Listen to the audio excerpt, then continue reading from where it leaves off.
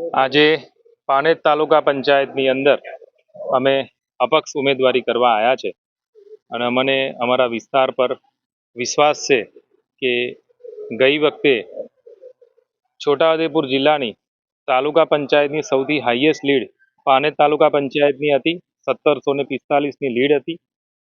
આ વખતે અમને ટિકિટ આપવામાં નથી આવી. ઘણા સમયથી મને સાઇડટ્રેક કરવાની કોશિશ કહેવાતા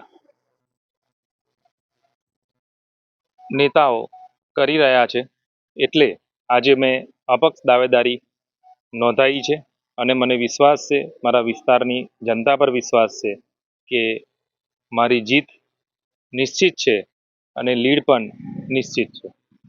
તમને કેટલી આશા અપેક્ષા હતી કે ભારતીય જનતા પાર્ટી મને પૂરેપૂરો વિશ્વાસ હતો, પણ હું એટલું જ કહેવા માગું છું કે 20 વર્ષની વફાદારીનું મને બિરુદ આપવામાં આવ્યું છે. કારણ કે મેં પહેલાં જ બોલ્યો કે કહેવાતા નેતા વિશેષ અત્યારે મારે કંઈ બોલવું નથી. 28 તારીખે જ્યારે પરિણામ આવશે ત્યારે હરેકના પ્રશ્નોનો હું જવાબ આપીશ કે અત્યારે છોટાઉદેપુર જિલ્લાના ભાજપની અંદર કોણ સંચાલન કરે છે એ આપ સૌ જાણો છો. મારે વિશેષ આમાં કંઈ કહેવું નથી. 28મીએ કહીશ.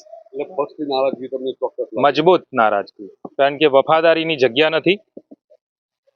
જે ગદ્દારોની ફોજ ભેગી થઈ છે અને એ જ બધા સંચાલન કરે છે, એમને જડબાતોડ જવાબ આપવાનો આવશે.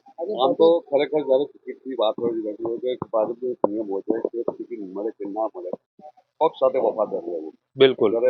હવે જ્યારે તમને ટિકિટ મળી ગઈ તો તમે મનથી શું લાગી રહ્યું? પણ જેને ટિકિટ મારા વિસ્તારમાં મારી જગ્યાએ જે ભાઈને ટિકિટ મળી છે એ પોતે સક્રિય સભ્ય પણ નથી, ક્યારેય ભારતીય જનતા પાર્ટીનો ખેસ નથી પહેર્યો, કોઈ જગ્યાએ કોઈ મિટિંગમાં નથી આવ્યા. અમે તો પાયાના કાર્યકર્તા છે. યુવા મોરચાથી શરૂઆત કરી હતી, ઝંડીઓ રોપેલી છે અને અત્યારે એકલી મારી સીટની નથી વાત કરતો. આપ પૂરા ઉદયપુર જિલ્લાની અંદર અને ખાસ કરીને બોડેલી નગરની બી વાત કરું તો કેવાને ટિકિટ મળી છે અને એ ક્યારથી ભાજપમાં છે એ આપ સૌ જાણો છો.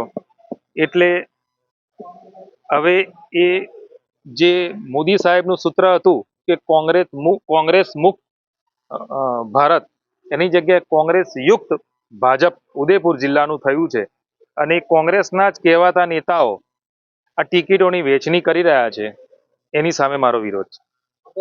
અપક્ષમાં તમારો વિજય થાય તો આગામી રણનીતિ શું રહેશે તમારી? એ 28મીએ નક્કી કરીશું આપણે. આપ બધા અહીંયા છે, હું પણ અહીંયા છું.